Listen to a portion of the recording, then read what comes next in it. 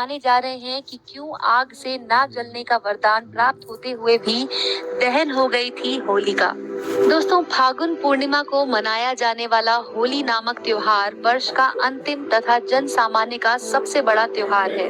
पौराणिक कथा के अनुसार असुर राज हिरण्यकश्यप के पुत्र प्रहलाद भगवान श्री हरि के भक्त थे। हिरण्यकश्यप उन्हें भगवान श्री हरि की भक्ति करने से मना करता था, किंतु जब प्रहलाद नहीं माने तो हिरण्यकश्यप उन्हें मारने के लिए अनेक उपाय करने लगा। पहाड़ पर ले जाकर गहरी खाई में गिराया, मारने का प्रयत्न किया परंतु विफल रहा।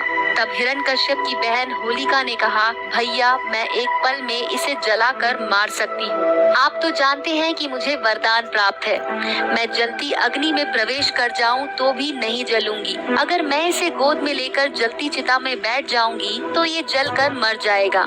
किंतु दोस्तों, वो ये बात भूल गई थी कि ये वरदान उस अकेली के लिए था, ना कि किसी और को साथ लेकर प्रविष्ट होने के लिए। वो खुशी खुशी चिता तैयार कर प्रहलाद को लेकर उसमें बैठ गई और राक्षसों ने चिता में आग लगा दी। उधर प्रहलाद आंखें बंद किए हरि नाम का सुमिरन करने में लीन हो गए। आग लगते ही होलिका जलकर भस्म हो गई और प्रभु कृपा से प्रहलाद का बाल भी बांका नहीं हुआ।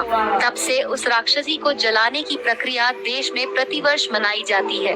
उस दिन लोग जलती होलिका में खेतों से जो चने और गेहूं की बालियां उगती हैं, उसको भूनने की प्रथा भी है। भूनने की क्रिया का अर्थ है सबसे पहले हम अपने देवताओं को आहुतियां प्रदान करते हैं। आहुतियां अग्नि में दी जाती हैं। इसके बाद प्रसाद स्वरूप नगर में ले जाते हैं, अर्थात उसके बाद गेहूं, जौ आदि की कटाई प्रारंभ होती है। होलिका दहन का वैज्ञानिक कारण। होलिका दहन पूर्ण रूप से वैज्ञानिकता पर आधारित है। शीत ऋतु समाप्त होती है और गर्मी ऋतु का आगमन होता है।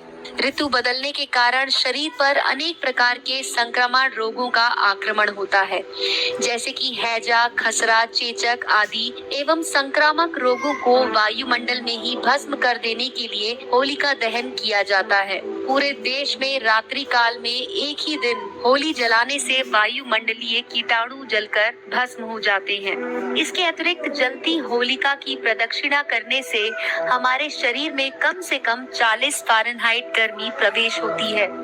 इसके बाद यदि रोग उत्पन्न करने वाले जीवाणु हम पर आक्रमण करते हैं तो उनका प्रभाव हम पर नहीं होता और वो हमारे अंदर आ चुकी उष्णता से स्वयं नष्ट हो जाते हैं। तो दोस्तों, ये था हमारा वीडियो जिसमें हमने